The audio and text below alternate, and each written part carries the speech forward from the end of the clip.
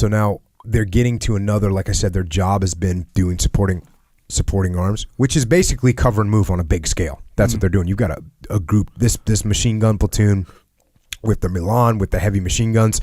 They're getting into elevated positions to cover for another element, another company, or another battalion to go in and assault a target. This is classic cover and move situation, and they're in the cover position in most of these situations. And that's what's going on where we come back to the book. They're in another elevated firing position. Back to the book. Corporal B, get ready. I waited for the command sergeant major to give the orders to fire. The wait was longer than I expected, and my fingers stayed on the trigger, frozen, waiting. As I sat waiting for the command, other voices came to my ears from among the sounds of battle. The voices of the wounded. Everywhere, their cries pitched in with those survivors still struggling and screaming frantically at each other to move there or move here. But the wounded were unlike anything else.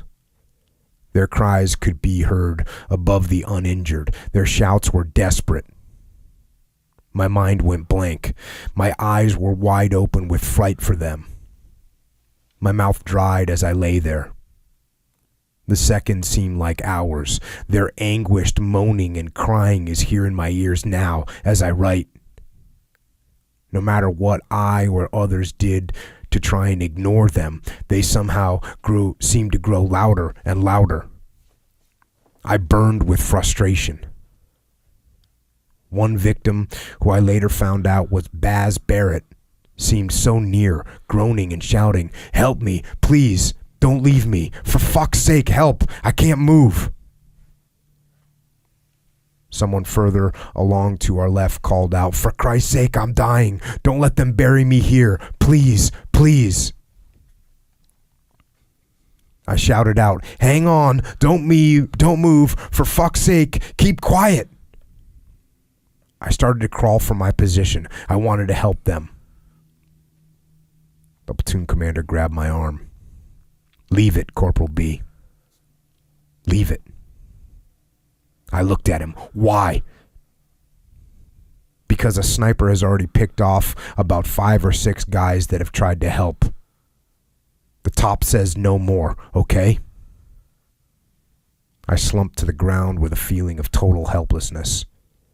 It was the worst feeling that anyone can imagine. As I tried not to think it was real, the cries continued. "Oh God, I'm hit in the chest. I'm all wet. Please help." The crying went on and on. Some wounded guys had been dragged or had crawled away from the main impact area only to be pinned down elsewhere. My mind seethed with anger. "Corporal B, stand by!" the CSM screamed. The command to follow killed off all the cries and moaning.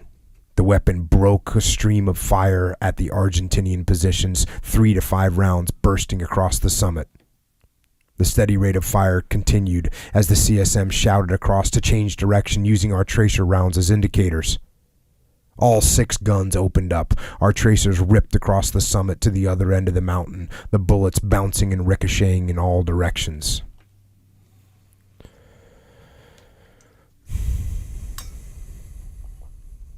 So, hammering the target, they're hammering the enemy from where the enemy is shooting, and obviously, I mean, what a wretched description of being within the sound of the voices of your wounded men who you cannot help because they're pinned down by snipers.